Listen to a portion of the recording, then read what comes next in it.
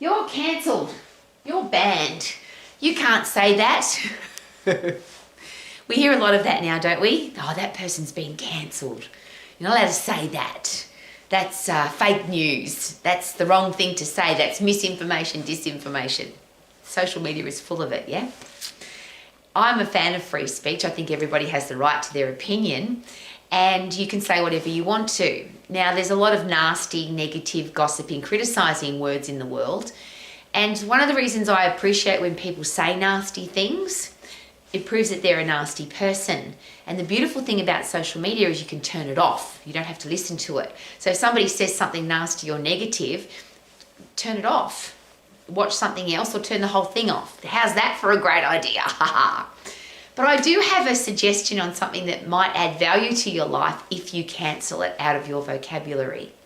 If you want to add value to other people's lives.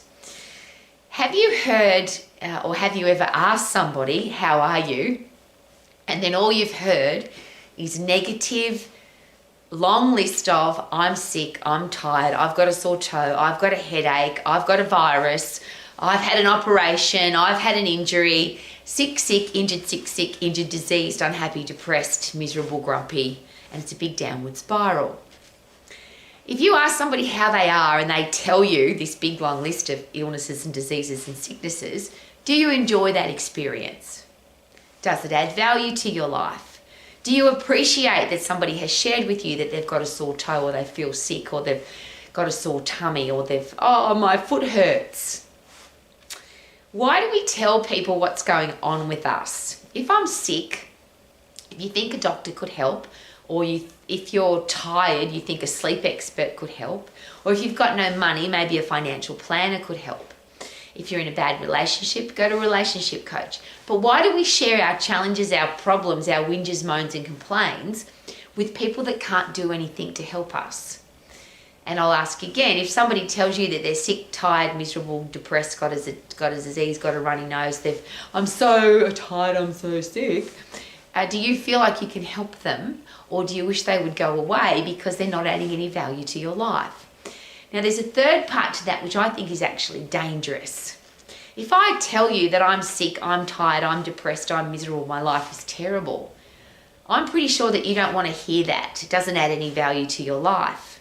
But I'm hearing it. I'm physically saying it. I'm hearing it. I'm feeling it. And if I'm looking at you and I can see on your face that I'm not adding any value to your life, I'm also seeing it. So I'm putting all this negativity back into my own brain space. Now, if I really am sick, or I do have a headache or a sore toe, will it get better if I whinge, moan and complain about it? Or if somebody says to me, how are you? And I say, I'm amazing, I'm awesome. If I was any better, I'd be the pot of gold at the end of the rainbow as well as the rainbow. That's just one of the fun things I've used in the past.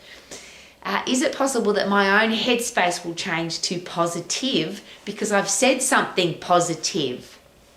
If I say something negative, if I talk down on myself, if I tell myself how sick I am, is it possible I will get worse? And if you're sick, do you want to get worse or do you want to get better? So there's three parts to that. If you share your stuff with other people, it doesn't add any value to their life. Your hearing it again is number two, so it's not going to make you any better. But the third bit, if you say negative stuff to anybody, including yourself, how will it improve the situation? So yes, if you've got something going on with you medically and you go to the doctor, you have to tell the doctor what's going on, because how would the doctor know how to fix it, sort it, make it better, prevent it, if you don't tell them? But we live in a world now, it's really interesting, because a lot of people don't even go to the doctor anymore, do they? They go to Dr. Google, or they ask a robot, or they ask their next door neighbour, or they ask a friend, what should I do? I've got this sickness. So to fix all of that and make it really simple, here's my begging position, and I've been an exercise professional all of my life, so I beg a lot. Why not learn your own anatomy and physiology?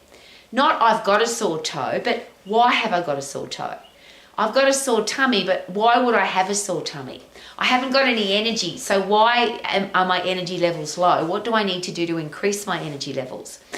If I'm sick, tired, diseased, weak, depressed, unhappy, overweight, out of shape, all the things that people whinge, moan and complain about, what if I learn my anatomy and physiology? How does my human body work? And even if I do go to the doctor then, it's not about this is what's wrong with me. Shouldn't the better question be, why did this happen? So it doesn't happen again. Why have I got a headache? Why have I got a sore knee? Why have I got a cold? Why is my nose running? I don't know where it runs to. Why am I sick? Why am I injured?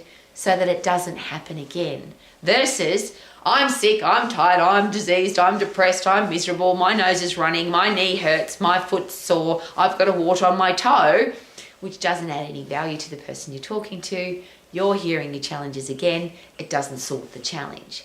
So if you really do want to be healthy, fit, strong, lean, energetic, fight germs, bugs, viruses and diseases, have great hair, skin and nails, have good posture, have good self-esteem and self-confidence, all the things that come from being fit and being strong and have a body that works really well, why not learn how to do that rather than tell other people what's wrong with you and hope that they can fix it? Even tell the doctor what's wrong with you and hope that they can fix it. Why not go to a medical professional fully armed with great questions for them so that you can work out whether or not they're a good medical or exercise professional or financial planner or relationship coach? Doesn't matter. You won't know how good they are if you don't ask them great questions. And this is a very important side note. Is it possible that experts disagree, that some experts aren't very good at what they do? Some doctors are good, some not so good. Some lawyers are great, some not so good. Some exercise professionals are awesome and some not so good. So why not learn for yourself? Why not study, research and analyse this amazing body that you live in so that you don't have to whinge, moan and complain because you don't get sick and you're not tired. And I'm just going to tell you a gorgeous story. There's a little girl that comes to one of our martial arts clubs. And she's very shy and very quiet. And I always take those people and pop them under my wing because I want our kids to do martial arts so that they're tough and strong and have self-defense skills and self-discipline and self-respect and self-motivation, all the things that make them great human beings. Anyway, so this little girl says to me, will you be here next week? And I said, of course I'll be here next week. And she said, but what if you're sick? And I said, I don't get sick because I'm healthy, fit and strong. And even if I have a bad luck sickness or a bad luck something, because I'm healthy, fit and strong, I get better really quickly. And it was just she's only 7. It was such a beautiful experience to see her little face because I gave her such a positive response. I don't get sick because I'm healthy, fit and strong. And even if I do have something bad luck happen to me, I recover really quickly. So if I get injured, I recover quickly. If I get sick, I can't remember the last time I was sick. I've got a very positive headspace about illness and sickness and disease. Yes, but I also understand why we get a flu and why we pick up viruses and why people have injury and why people get sick and diseased. And it's very easy to prevent and avoid. So if you want to live your life to the max, how about learn how your human body works, how your brain works, how they all work together to give you maximum energy, maximum health, maximum fitness, maximum strength, so you never have to whinge, moan and complain about your illness. And I would like to cancel illness talking. So I'm going to wrap that all up because it doesn't add value to your life. It doesn't add value to the person that you're talking to. It doesn't fix the challenge. So how about just cancel out all sickness talk? If you can't say something positive, don't say anything at all. I think people's grandmothers and great-grandmothers it might be that old now, that expression. But if you can't say something nice, if you can't say something positive, don't say anything at all. Add value to the world rather than take value away. Could that be a great way to live your life to the max? Super-duper-doo, how are you? Healthy, fit and strong and happy because I choose to be. Woohoo!